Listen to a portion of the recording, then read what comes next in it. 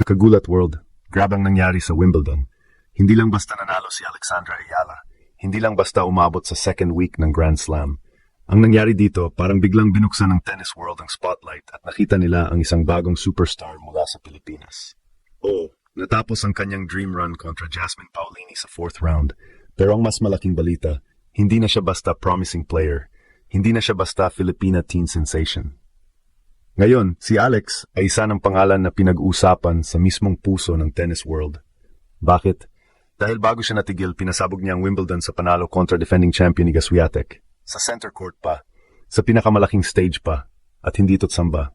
Pinakita ni Alex ang tapang footwork, return game, lefty angles at mental toughness na pang big match talaga.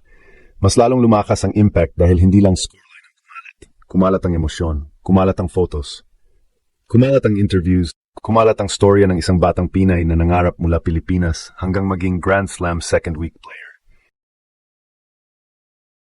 May watch party pa sa Manila, libo-libo ang sumigaw at sa social media parang naging national event ang bawat puntos niya.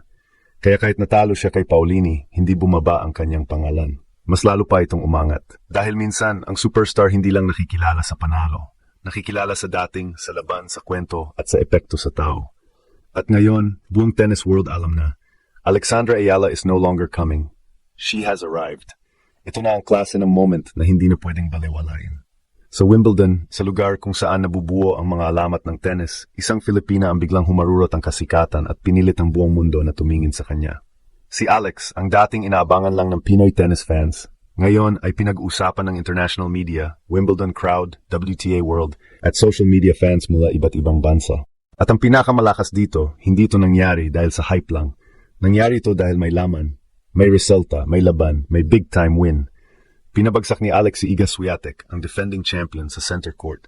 Isipin ninyo ang bigat noon. Hindi ito maliit na court. Hindi ito ordinaryong match. Ito ang Wimbledon. Ito ang center court. Ito ang lugar kung saan mga veteranang player nanginginig kapag naramdaman na ang pressure.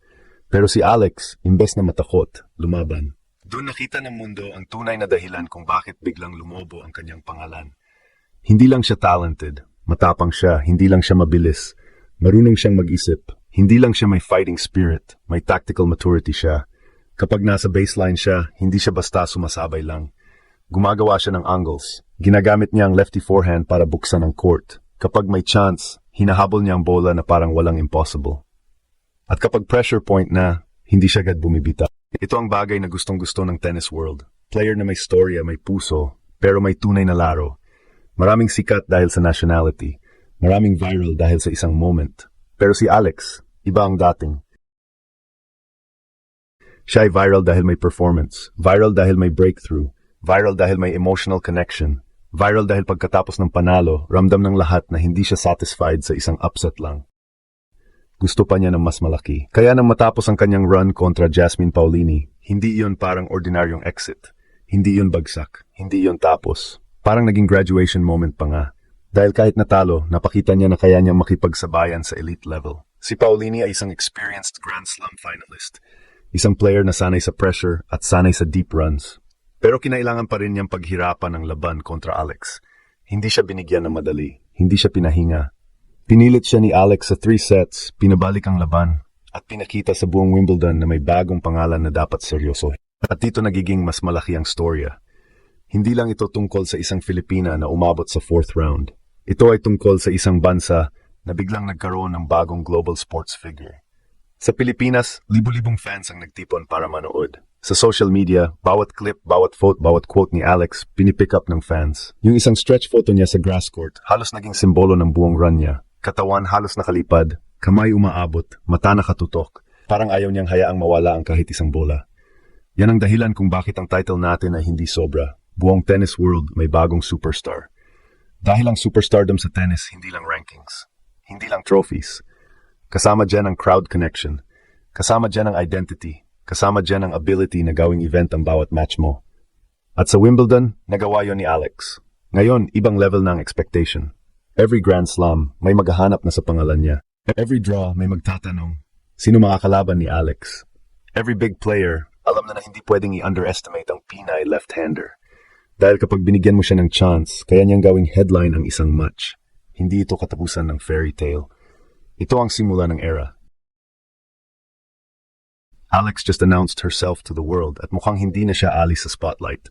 Dito natin mas makikita kung bakit kakaiba ang kasikatan na biglang nakuha ni Alex sa Wimbledon. Kasi ang tunay na superstar, hindi lang sinusukat sa kung nanalo ba siya sa huling laban, sinusukat din sa epekto niya pagkatapos ng laban.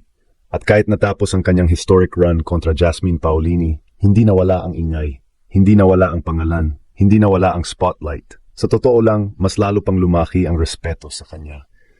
Bakit? Dahil nakita ng tennis world na hindi ito one-match wonder, hindi ito simpleng upset story, hindi ito kwento ng isang player na nanalo lang dahil nag-off day ang kalaban.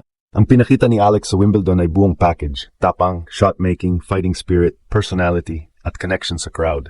At sa tennis, kapag pinagsama mo ang laro at storya, doon ipinapanganak ang tunay na superstar. Tingnan natin ang laban kay Paolini. Oo, natalo si Alex, pero hindi siya nawala sa laban, hindi siya nilamon ng moment. Nakuha ni Paolini ang first set, pero hindi bumigay si Alex. Sa second set, lumaban siya, bumalik siya, at pinakita niya na kahit nasa center court, kahit kalaban ay experienced Grand Slam finalist, kaya niya mag-adjust. Yan ang gusto ng fans. Yan ang hinahanap ng commentators. Hindi lang galing kapag lamang, kundi puso kapag nasa ilalim ng pressure. At dito pumasok ang mas malalim na analysis. Si Paolini ay mas seasoned sa ganitong klaseng laban. Mas sanay siya sa rhythm ng Grand Slam second week. Mas kabisado niya kung kailan bibilisan, kailan magpapahaba ng rally, at kailan atake sa weak serve. Si Alex naman kahit may moments ng brilliance, may areas pa rin kailangang i-level up. At ito ang magandang balita. Ang mga kahinaan na iyon ay fixable. Hindi iyon talent problem, hindi iyon courage problem, hindi iyon mindset problem, development problem iyon, experience problem iyon. At dahil 21 years old pa lang si Alex, ang ibig sabihin, hindi pa ito final form. Kung ganito nakalakas ang impact niya, habang may mga parts pa ng game na pwedeng palakasin, isipin ninyo kung ano ang mangyayari kapag mas naging stable ang serve, mas naging aggressive ang second ball, at mas naging deadly ang transition game niya sa grass.